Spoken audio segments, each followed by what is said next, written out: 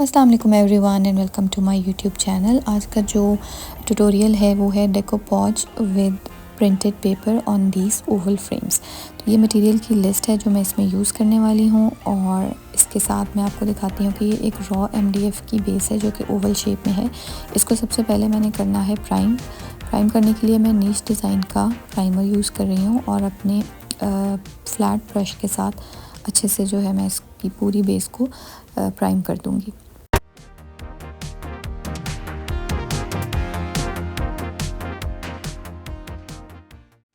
Prime करते हुए आपने एक बात का ध्यान रखना है कि आपकी ब्रश की डायरेक्शन जो है वो एक ही फॉर्म में होनी चाहिए और इवन स्ट्रोक्स होने चाहिए और बहुत अच्छी से जो है ना आपने कवरेज देनी है अपने बेस को। जितनी अच्छी आपकी बेस होगी, प्राइम्ड होगी, उतना अच्छा आपका ऊपर जो है वो पेंट भी बैठेंगे, सेटल होंगे और उतने अच्छा आपका नीट लुक आएगी। अब ये फुली प्राइम और ड्राई हो चुकी थी। इसके ऊपर अब मैंने जो है अपना डेकोपॉज अप्लाई करना है। डेकोपॉज के लिए यहाँ पे मैं एक प्रिंटेड A4 साइज़ का पेपर ले रही हूँ। एक नॉर्मल प्रिंटर है जिसको मैं यूज़ करूँगी फॉर डेकोपॉज। इसका मैं ये मिडल वाला पार्ट जो प्रिंटेड फ्लावर्स हैं इसको यूज़ करूँगी। इस मिडल वाले इनर जो पार्ट है उसके ऊपर पहले मैं एक सॉर्ट ऑफ एक लाइनिंग बना रही हूँ कि जो पार्ट मुझे चाहिए उसको मैं कट आउट कर लूँगी। अच्छे से मार्क कर लेने के बाद मैं इसको ओवल शेप में कट करूँगी। कट करने के लिए मैं यहाँ पे सिजर्स यूज़ करूँगी। सिजर्स के साथ मैं इवन शेप में मिडल वाला पार्ट जो है उसको कट आउट कर लूँगी। यूजुअली राइस पेपर को हाथ से टेयर किया जाता है बट यहाँ पे मेरे पास बेस जो है वो पूरी मैंने कवर करनी है पेपर से। That's why I am using scissors to cut a very nice and neat oval shape. अब ये देखिए जैसे मैंने ओवल शेप में इसको कट आउट कर लिया। थोड़ी सी मैंने साइड्स जो है वो खुद से छोड़ी हैं ताकि मैं उसको ब्लेंड कर सकूँ to give a very natural look.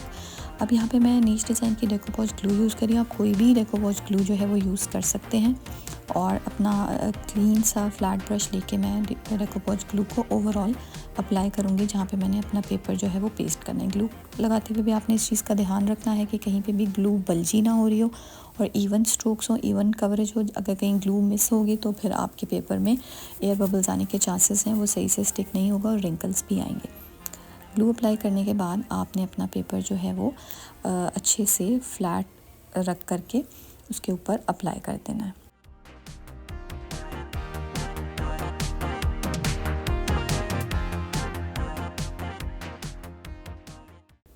यहाँ पे मैंने अपना पेपर जो है इसके ऊपर अप्लाई कर दिया। आप एक ही दफ़ा मेक श्योर कर लेंगे आपने पेपर कहाँ पे लगाना है क्योंकि बार बार उठा के दोबारा लगाने से पेपर टेयर भी हो सकता है। अच्छे से जो है इसको ऊपर से कोई स्क्रैपर की मदद से या फिर अपनी फिंगर्स की मदद से आपने पेपर को अच्छे से जो है ना नीचे की तरफ दबाना है ताकि पेपर अच्छे से पेस्ट हो जाए और कोई भी एयर बबल्स वगैरह है तो वो भी अभी ही निकल जाए। अच्छे से आउटर वर्ड की तरफ आपने इसको जो है वो अपने हाथों से स्क्रैप ऑफ करना है। अब उसके बाद मैं यहाँ पे इसको एज अ टॉप कोट भी डेकोपॉज ग्लू ही यूज़ कर रही हूँ और डेकोपॉज ग्लू आप इसको टॉप कोट देंगे और इसके जितने भी एयर बबल्स होंगे वो भी टॉप कोट करते हुए निकल जाएंगे। आपने कोशिश यही करनी है कि अपनी ग्लू को आउटर वर्ड लेकर जाएं, प्रिंट से आउटर वर्ड, ताकि जो रिंकल्स वगैरह अगर आए भी हैं तो वो भी निकल जाएंगे। अच्छे से टॉप कोट करने के बाद आपने इसको ड्राई होने के लिए छोड़ देना है। इसी तरह मैं अपनी दूसरी फ्रेम को भी वही स्टेप्स फॉलो करके यहाँ पे पेस्ट करके आपको दिखाती हूँ।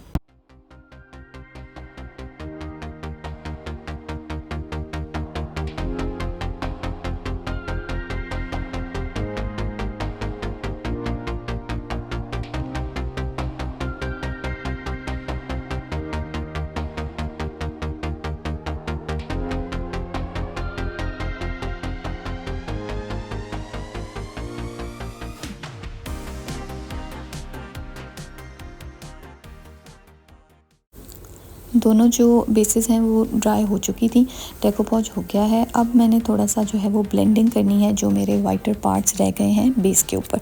वहाँ पे मैं ये ग्रे और क्रीमी शेड लेकर एक सिमिलर शेड बना रही हूँ जो कि मेरे राइस पेपर के बैकग्राउंड में है और इसको मैं जो थोड़ी सी हल्की हल्की सी साइड्स रह गई हैं और जो रिम वाला पार्ट है मैं उसको इससे कवर कर दूँगी ताकि वो बिल्कुल सारा कुछ एक जैसा ही लगेगा।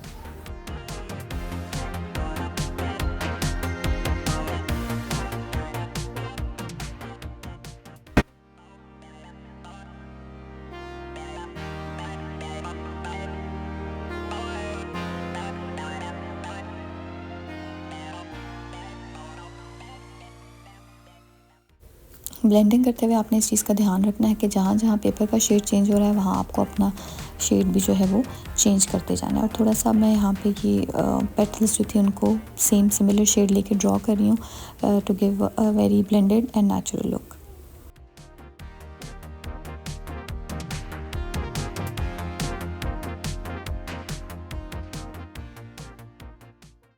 इसके बाद बारी आती है आउटर पार्ट की। आउटर पार्ट पे मैं 2 शेड्स यूज़ करूँगी, that is brown, and I will mix a very nice shade of brown and a light brown colour and a creamy colour to make a little bit peachy shade. पहले मैं इसको नीचे brown coat दे रही हूँ, उसके ऊपर जो है मैं अपना सेकंड कोट लाइटर कलर का करूँगी ताकि दोनों शेड्स आपस में मिक्स होकर एक अच्छी सी ब्लेंडेड सी लुक दे देंगे और प्यारा सा शेड बन जाएगा। ब्रश से शेड अप्लाई करने के बाद I always use a sponge to apply the paint as a top coat. दोबारा जो सेकंड कोट होता है वो मैं अपने स्पॉन्ज के साथ करती हूँ। इससे होता है बहुत इवन कवरेज आती है, जो ब्रश की कोई भी लाइंस होती हैं वो भी इजीली जो है वो कवर अप हो जाती हैं और बहुत ही नीट लुक आती है। और वही शेड लेकर जो इसकी पूरी साइड्स हैं उनको भी मैं पेंट कर दूँगी। इसी तरह जो सेकंड फ्रेम है जो कि टील कलर में है, उसमें मैं टील और ग्रीन का शेड मिक्स करके एक teal green sort of shade बना रही हूँ। उसको भी मैं उसी तरह पहले ब्रश से अप्लाई करूँगी और बाद में जो है ऊपर से मैं इसको ये रोलर ब्रश से या अपने स्पॉन्ज से जो है वो इवन कवरेज दे दूँगी। इसका भी जो इनर पार्ट है, रिम वाला पार्ट है, उसको मैं सिमिलर शेड्स के साथ ब्लेंड करूँगी और जहाँ कहीं मुझे कुछ ड्रॉ करना पड़ेगा वहाँ पे मैं ड्रॉ कर दूँगी। अब ये मैं एक टॉप कोट जो है वो चॉक पेंट का दूसरा कोट जो दे रही हूँ वो मैं अपने रोलर ब्रश से कर रही हूँ ताकि स्मूथ और इवन कवरेज आ जाए।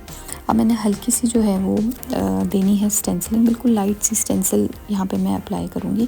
पहले अपनी ग्रीन फ्रेम पे यहाँ पे मैंने गोल्ड के 2 शेड्स मिक्स किए हैं, 24 के गोल्ड और विंटेज गोल्ड को मिक्स करके मैंने एक शेड बनाया है ताकि जो बहुत ज़्यादा येलोइश टोन में ना जाए, उसकी टोन को थोड़ा मिनिमाइज़ करने के लिए मैंने 2 कलर्स मिक्स करके स्टेंसिलिंग कर लिया। Now I will be using these plastic motifs to paste on the topper and bottom part of the frames. यहाँ पे मैं पहले इनको प्राइम कर रही हूँ। प्लास्टिक मोटिव्स को यूज़ करने का बेस्ट तरीका ये है कि आप इनको पहले अच्छे से प्राइम कर लें। प्राइम करने के बाद आपने इसको जो है पेस्ट कर देना है। पेस्टिंग के लिए आप ग्लू गन यूज़ कर सकते हैं। ग्लू गन को अच्छे से जो है वो गर्म होने दें। जब ग्लू से ही मेल्ट हो जाए तो आपने ग्लू जो है back of the motive paste लगा के अच्छे से जो है उसको पेस्ट कर लेना है। यहाँ पे मैं पॉलीयूरेथेन क्लियर कोट ले रही हूँ मैट फिनिश में और मैंने अपने रोलर ब्रश से उसको सील कर दिया एक दफ़ा। अब मैं यहाँ पे दूसरा शेड बना रही हूँ जिसकी मैं पहले बात करी थी। ये मैंने ब्राउन, डार्क ब्राउन और बर्न्ड अम्बर ब्राउन और क्रीमी शेड मिक्स करके बनाया है और मैं इसको यहाँ पे अप्लाई कर रही हूँ to give a very nice contrasting look from the inside of the paper. यहाँ पे मैंने अपना रोलर ब्रश जो है वो यूज़ किया है to give a very nice even coverage. यहाँ पे मोटिव्स मैं ऑलरेडी पेस्ट कर चुकी थी। मोटिव्स पेस्ट करने के लिए मैंने ग्लू गन यूज़ की थी। यहाँ पे थोड़ा सा इसको पीच शेड को विंटेज लुक देने के लिए मैं चॉक पेंट वैक्स यूज़ कर रही हूँ ब्लैक कलर में। इसको पूरा वैक्स को अप्लाई करने के बाद मैं वाइप ऑफ कर दूँगी तो ये बड़ा अच्छा सा विंटेज और डार्क टोन में जो है इस ऊपर पीची शेड को ले जाएगा। जो कि बहुत ब्राइट लग रहा था उसको थोड़ा सा डल लुक देने के लिए मैंने चॉक पेंट की जो वैक्स है उसको अप्लाई किया है।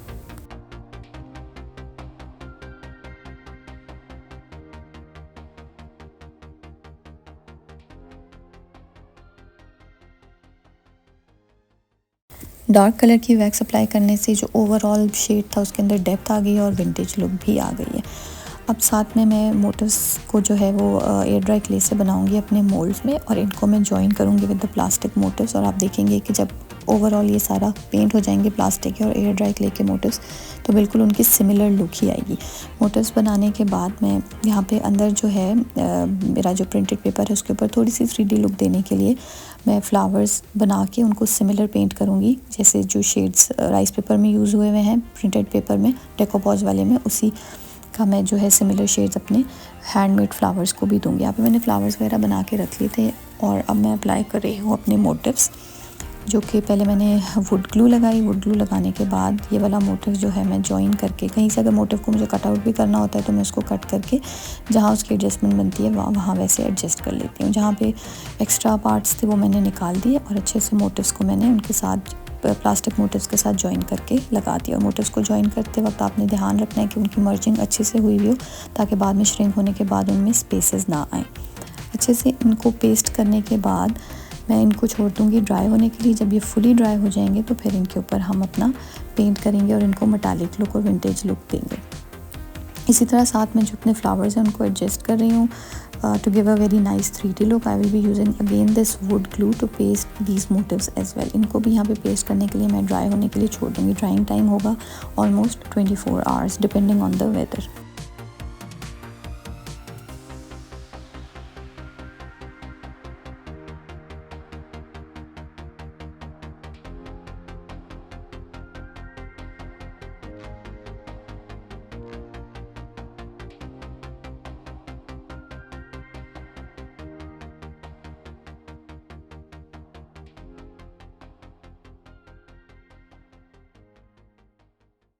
ये दोनों फ्रेम्स के मोटिव्स जो थे वो फुली ड्राई हो चुके थे।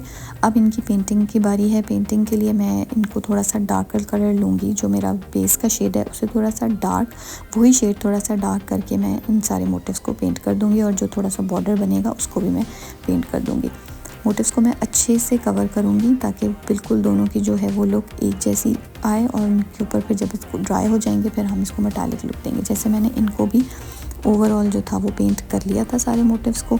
और यहाँ पे मैं जो अपने फ्लावर्स थे उनको पेंट कर रही हूँ। मैं बिल्कुल सिमिलर शेड्स ले रही हूँ जो कि मेरे डेकोपॉज पेपर के अंदर हैं, वही शेड्स लेके मैं फ्लावर्स के जो लीव्स हैं उनको पेंट कर रही हूँ।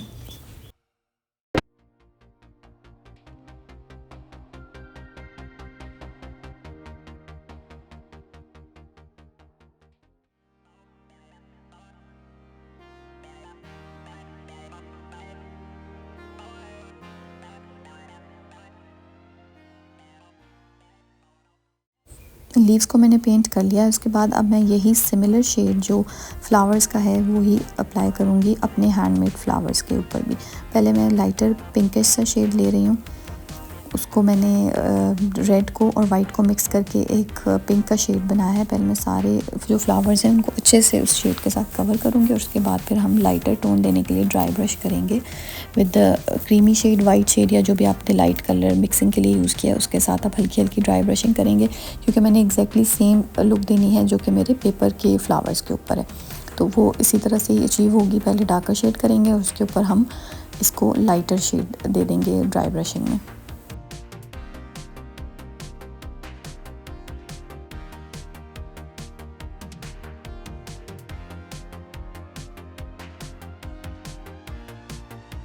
यहाँ पे मैं बिल्कुल लाइटर शेड पिंक कलर का ले रही हूँ और मैं हल्की हल्की ड्राई ब्रशिंग कर रही हूँ to give the similar look as it is in the printed paper. अभी आप देखेंगे कि कैसे बिल्कुल जो है वो सेम फ्लावर्स जो हैं बिल्कुल सेम लगना शुरू हो जाएंगे जो कि प्रिंटेड पेपर में भी थे और जो मेरे हैंडमेड फ्लावर्स थे, और ये बड़ा प्यारा सा जो है वो उनको 3D लुक दे देगा।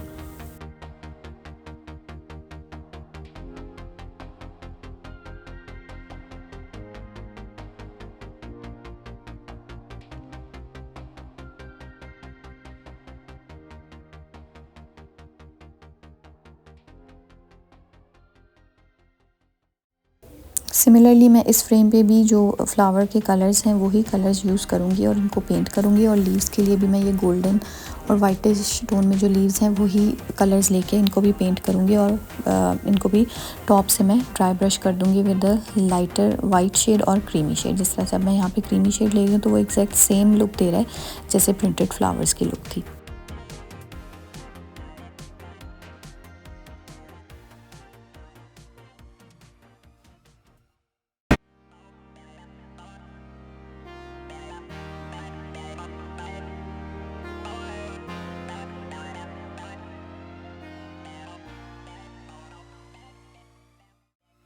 अब ये फ्लावर्स जो हैं वो कंप्लीट हो गए हैं और मैं साथ अब लीव्स को भी बिल्कुल सेम शेड बना के पेंट कर रही हूँ और ये ओवरऑल जो है बिल्कुल एक ब्लेंडेड सी लुक आएगी इन फ्लावर्स की और प्रिंटेड फ्लावर्स की भी।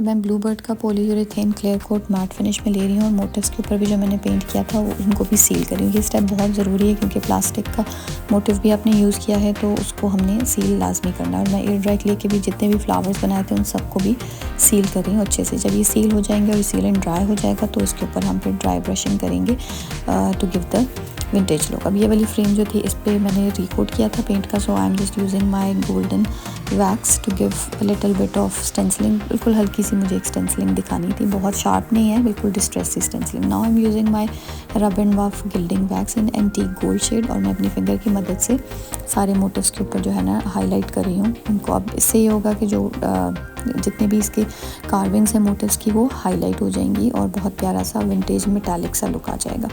और मैं अपनी फिंगर की मदद से ही बॉर्डर्स भी बना रही हूँ अपनी फ्रेम्स के।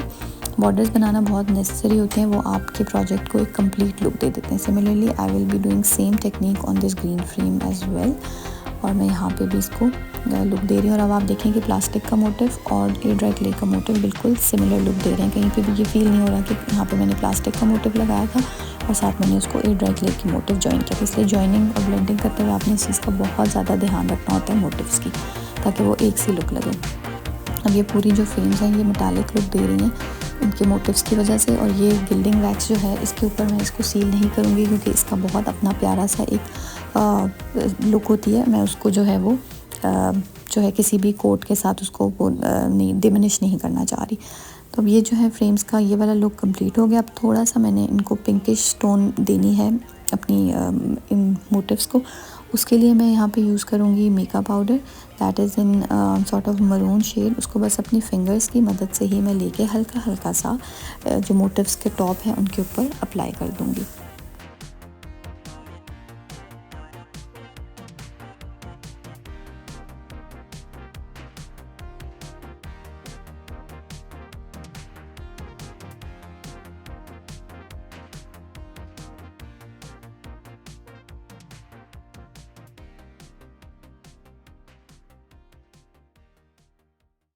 और ये इन मोटिव्स की लुक जो है वो कंप्लीट हो गई है और बहुत ही अच्छी सी लुक आई है। अब मैं जो इनर पेपर है उसको मैं सील करूँगी अपनी ग्लॉस एक्रेलिक ग्लॉस वार्निश से। आप कोई भी जो है वार्निश या पॉलीयूरेथेन कोट जो है वो ले सकते हैं। मैट फिनिश देना है तो मैट फिनिश दे दें, ग्लॉसी देना है तो ग्लॉसी दे दें। मैं यहाँ पे पेपर के ऊपर हमेशा ग्लॉसी वार्निश ही यूज़ करती हूँ।